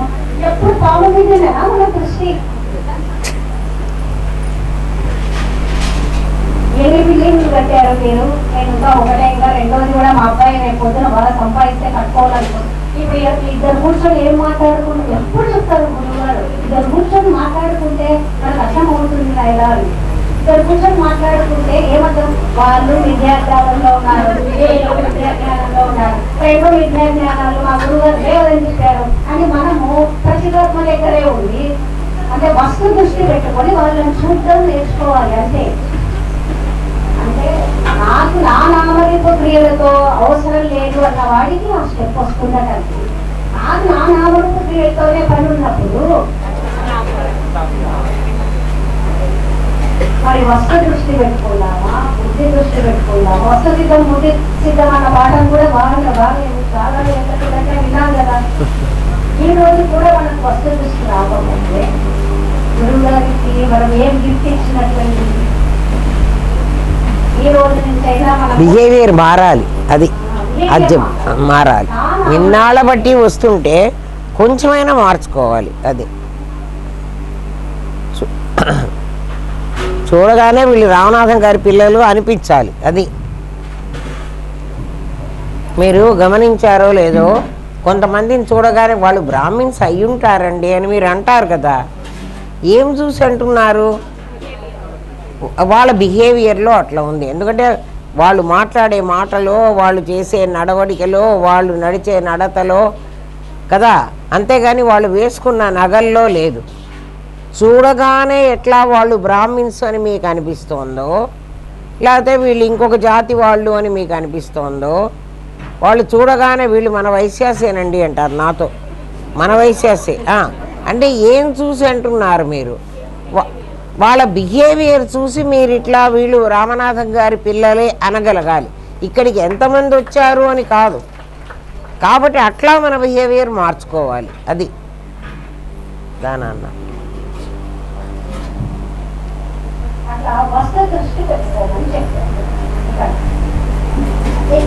ఇంకా ఏమంటున్నారంటే ఇంకొక విషయం, ఒక కాన్సెప్ట్ దీంట్లో క్రమం సిద్ధము ముందే ఉంది అన్నప్పుడు అంటే చూసేది పాము అన్నాము, ఉన్నది తాడే. తాడు మీదనే ఉండి పాముని చూడాలా ఈ రోజు నుంచి. ఇక్కడ క్రమం సిద్ధము అన్నారు, ముందే ఉంది. ముందే ఏదైనా పాము లేకపోతే ముందే ఉంది కదా, లేదా అట్లా ఉన్నప్పుడు శ్రవణ మనన నిధిధ్యాసలు శ్రవణం చేయాలి. మననం చేసే కదా మనం నిధిధ్యాసం తెచ్చుకోవడం అంటే తాడు దృష్టి కదా. మరి శ్రవణ మనన నిధిధ్యాసలు మాకెందుకండి చెప్పడం లేదు. మనం గురువుగారిని ఏమో ప్రశ్నిస్తున్నాము అంటే ఎందుకు చెప్తున్నారు? కర్మ లేదు, భక్తి లేదు, అవన్నీ ఏం లేదన్నప్పుడు శ్రవణను చేయమన్నారు, మనలను చేయమన్నారు, నిధిధ్యాసం తెచ్చుకోమని చెప్తున్నారు కదా. ఇదైనా ఎందుకు అంటే సింపుల్ పాయింట్ చెప్పారు చూడండి, మర్చిపోయావు కనుక. కర్మతో పని లేదు, ధ్యానంలో పని లేదు, ఏవైనా పరికరాలతో పని లేదు అంటున్నారు. శ్రవణ మనలు నిధ్యాస చేయబడుతున్నారు కదా, వాటికి అవి ఎందుకు చేయమన్నారు అంటే మర్చిపోయావు కనుక. ఇప్పుడు ఆలోచన ఏం అందుకే విస్మృత కంఠహారం అని చెప్పారు కదా. మరి ఏం మర్చిపోయినాము అని అంటే నేను మర్చిపోతే గుర్తు చేశాను. అంటే మర్చిపోయినందుకు వాళ్ళు శ్రవణం చేయండి, మననం చేయండి, శృతి నిధ్యాసకు తెలుసుకోండి అన్న విషయం అని చెప్తున్నారు.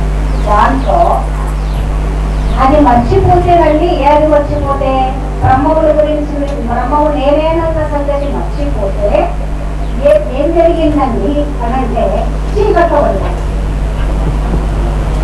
అంటే చీకట్లో పడిపోయావు, చీకటి వచ్చేసింది అని అన్నప్పుడు ఏమొచ్చిన చీకట్లో ఏమున్నాయో అది కూడా మనం గుర్తుపెట్టుకోవాల్సిన విషయమే కదా. చీకట్లో ఏమున్నాయో చెప్తున్నారు గురువు గారు. చీకట్లో ఏమున్నాయంటే జీవ జగత్ తీసుకోవాలి. మూడు వచ్చాయి.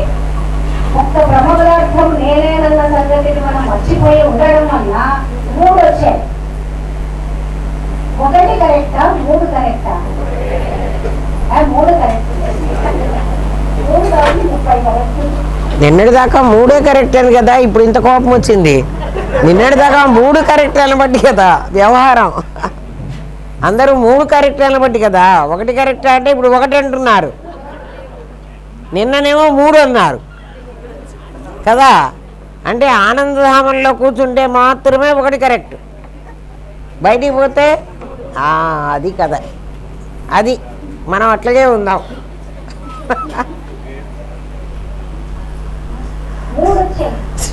మర్చిపోయినందుకు మర్చిపోతే మూడు వస్తాయి. అంటే నువ్వు గురుగారు చెప్పిన పనిని చేయమని చెప్పినప్పుడు అలా అప్పుడు గుర్తుపెట్టుకొని ఆ మూడు పనులు ఏం చెప్తారో చేయాలి కదా. అంటే తాడు మీద ఉండి బాముని కూడా వ్యవహార సత్యం అది అని అనుకొని ఆ పనులు ఏం చెప్పారో అది. ఇప్పుడు మన జీవితం కూడా అట్లనే చేసుకోవాలండి. ఎప్పుడు మనం గుర్తు పెట్టుకోవాలి. ఈ మూడు ఇప్పుడు తెలుసుకుంటానే పోలేదు, ఇంకా ప్రారంభం ఉంది కదా. అంతవరకు ఈ నామరూప క్రియలతో ఇలాగనే వ్యవహారం జరుగుతూనే ఉంటుంది. అందుకే దీన్ని వ్యవహార సత్యం, అది పారమార్థిక సత్యం అని చెప్పారు. అదేమో వస్తు దృష్టి, ఇదేమో బుద్ధి సిద్ధం, అది వస్తు సిద్ధం అని చెప్పడం అనేది జరిగింది. మర్చిపోయాం కాబట్టి మూడు వచ్చాయి. మర్చిపోతే మాకు మూడు వచ్చాయనండి అంతే కదా. మళ్ళీ ప్రశ్నలో ప్రశ్నలే కదా మనకి గురువు గారు ఎప్పటి నుంచో చెప్పి బుక్స్ కూడా రాసి ఇలా ఆలోచించుకోండి అని కూడా చెప్పారు. మర్చిపోతే మూడు వచ్చాయని చెప్పారు కదండి. ఎప్పుడు మర్చిపోయినాం? ఎప్పుడు మర్చిపోయితేనే కదా మాకు ఈ మూడు వచ్చాయి. మంచి కాన్సెప్ట్ చెప్పారు. ఒక స్వప్న దృష్టాంతం ఇచ్చారు. ఎప్పుడు కూడా వేదాంతంలో ఒక దర్పణ సిద్ధాంతము, ఒక స్వప్న దృష్టాంతము హైయెస్ట్ అనమాట.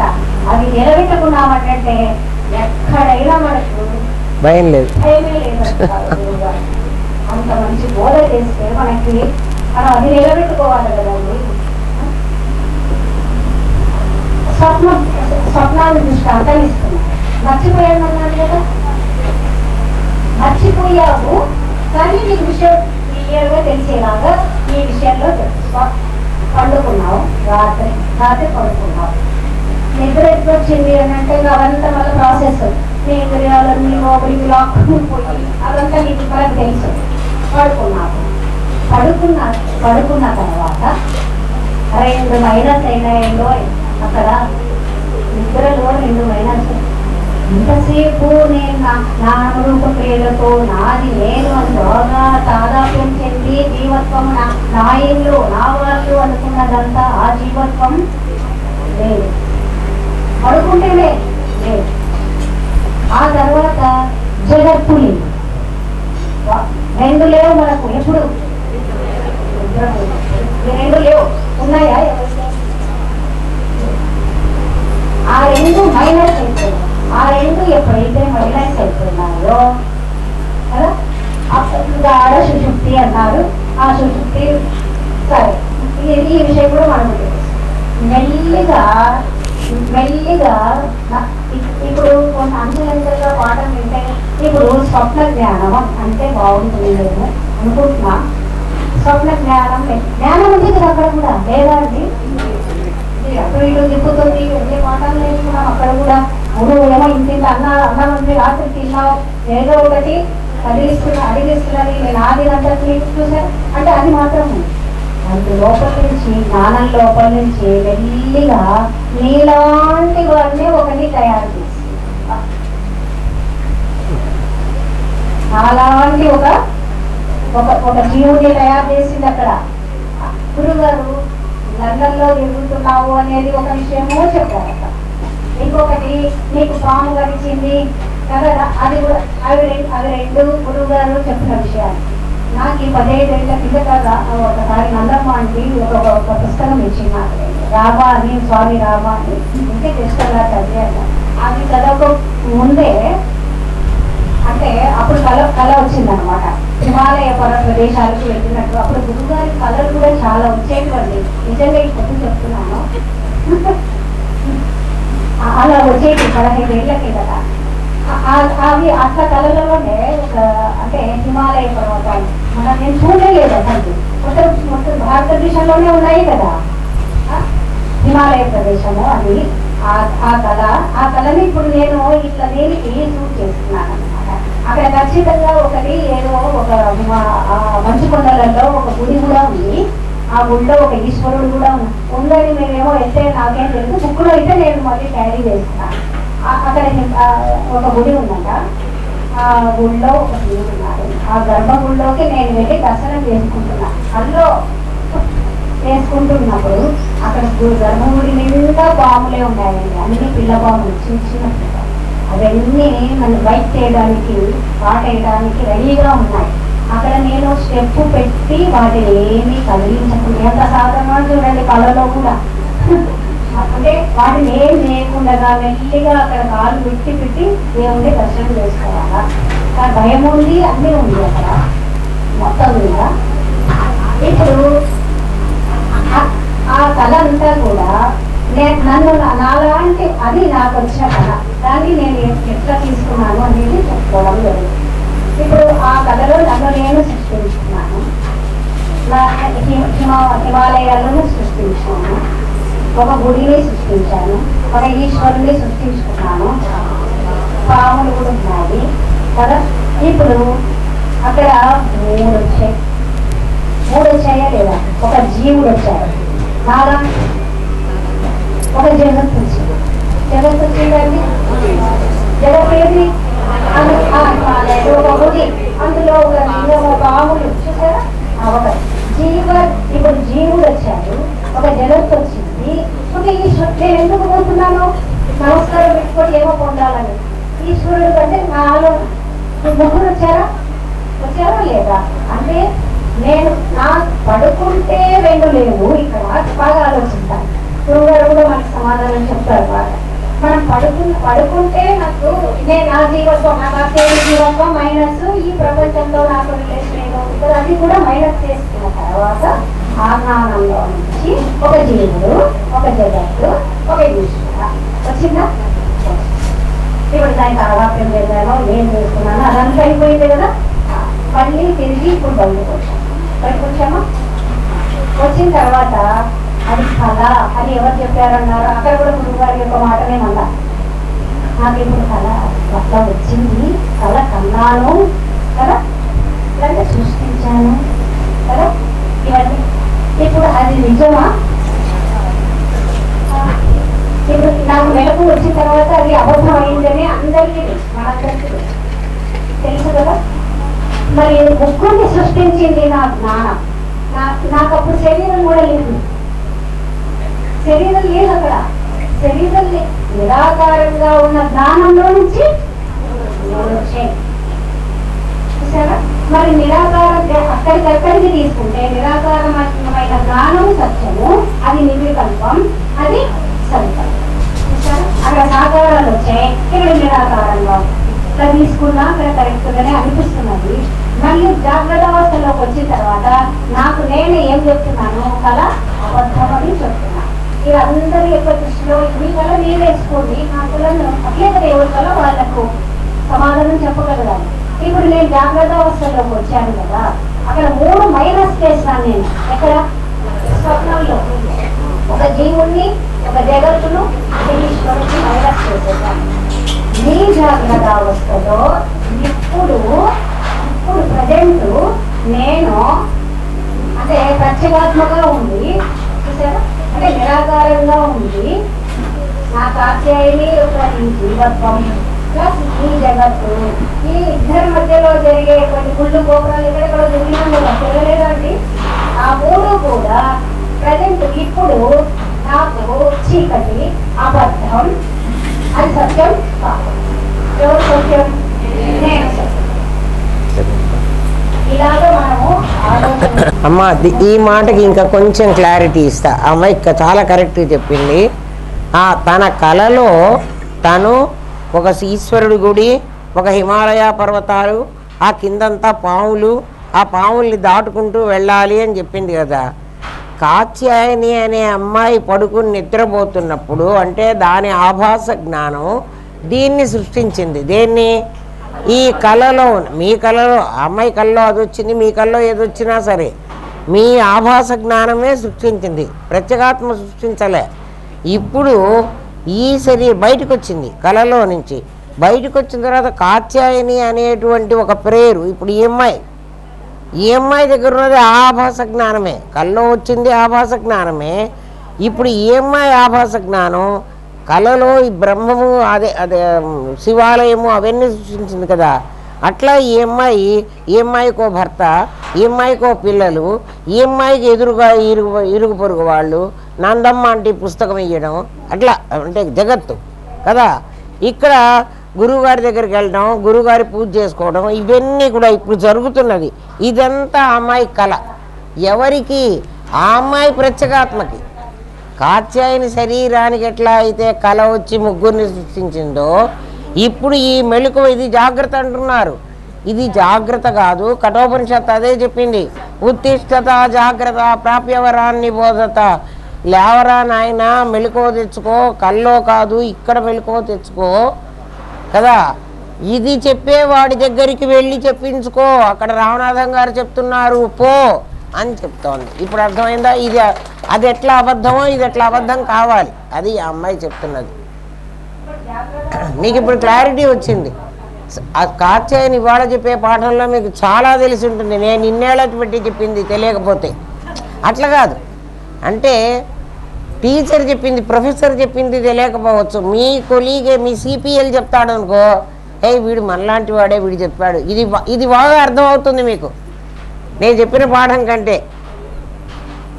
నేను తప్పు చెప్పట్లే అమ్మ, అంటే మీరు తప్పు చేస్తున్నారని చెప్పట్లే. మీలాగా అనుభవించిన ఒక అమ్మాయి చెప్తే, నేను చెప్పింది గురువుగారి దగ్గర శిష్యులు ఏమన్నా అప్పుడు వాళ్ళు ఒప్పుకుండేవాళ్ళేమో, వాళ్ళు నాకు దొరకలేదు కదా, మీకు దొరికింది. చాలా బాగా చెప్తోందమ్మా. నేను ఆ అమ్మాయి చెప్పిన దానికి క్లారిటీనే ఇస్తున్నా, ఇంకా కాస్త మీకు అర్థం అవడానికి. చెప్పు నాన్న, చాలా బాగుంది. అయిపోయిందా? చెప్పు. కాబట్టి ఈ ప్రపంచం అంతా అబద్ధం చేసి పారే. చెప్పవే తల్లి, బాగా చెప్పవే. ఇంకా సుధ చెప్తుంది, వీళ్ళిద్దరూ నా దగ్గరికి చిన్న పిల్లలు వచ్చే వయస్సు, లంగా జాకెట్లు కూడా కాదు. సుధా కాత్యాయని నా దగ్గరికి వచ్చినప్పటికీ స్కర్ట్లు వేసుకుండే పిల్లలు, 5వ క్లాసో 6వ క్లాసో ఆ ఏజ్ పిల్లలు. వీళ్ళ నాయనమ్మని చేత పట్టుకొని ఇది వచ్చేది. ఇది మా ఇందరికి ఫ్రెండు, ఇందరిని స్కూల్కి పిలుచుకుపోవడానికి ఇది వచ్చేది. ఇట్లా వీళ్ళిద్దరూ నా దగ్గరికి వచ్చిన చిన్నపిల్లలు. వాళ్ళు అప్పటి నుంచి తెలుసుకున్నారు. వాళ్ళకి వేరే దేవుడు గుడికి వెళ్ళటము అవన్నీ వాళ్ళకి తెలియదు అసలు. వాళ్ళు మొదటి నుంచి బ్రహ్మజ్ఞానమే. వాళ్ళు పుట్టుకతో మరి ఏం సంస్కారం చేసుకుని పుట్టారో, శుచీనాం శ్రీమతాం గేహే అని అనుకుంటా. లేకపోతే అంత చిన్నపిల్లలకి సినిమాకు పోదాం అనిపిస్తుంది, అన్నీ కొనుక్కుందాం అనిపిస్తుంది, అనిపించలే వాళ్ళకి. చాలా బాగుందమ్మా, నాకు చాలా నచ్చింది.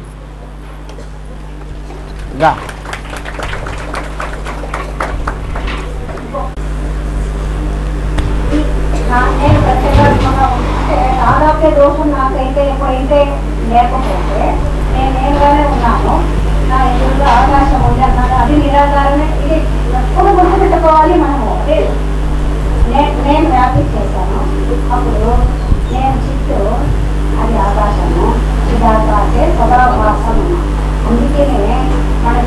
చిదంబర రహస్యం. ఏం సుధా? చిత్తే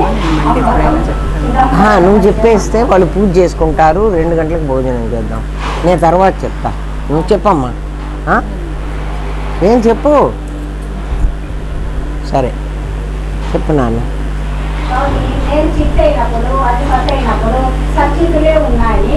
ఇంకా నాకు ఈ వ్యవహార సత్యంతో ఏమీ పని లేదు. ఇది చిత్ అంబరం. చిత్ అంబరం రహస్యం అంటే ఇదే. అది రహస్యం, చాలా రహస్యం. అతి రహస్యం బట్టబయలు చేసేసుకున్నాం. ఇప్పుడు మృత్యు వస్తుంది అన్న భయం ఏమైనా ఉందా? ఇక్కడ కొంచెం ఆలోచన.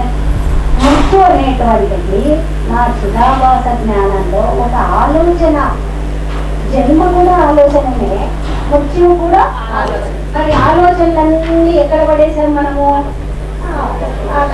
ఆమృతలో. కాబట్టి నాకు నేను జన్మించను లేదు, నేను మరణించను లేదు. పొద్దున మృత్యువున్న ఆలోచన వచ్చినాక నాకు భయం లేదు. ఎందుకంటే నేను సచిత్తులు కదా. అది గుర్తు పెట్టుకొని ఇప్పటి నుంచి అలాగే ఉండటానికి మనం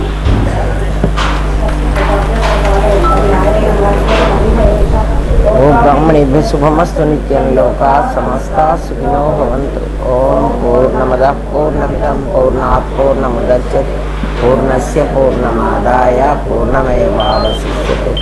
ఓం శాంతి శాంతి శాంతి.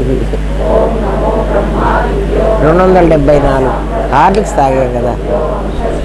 గురుభ్యో నమో మహద్భ్యః.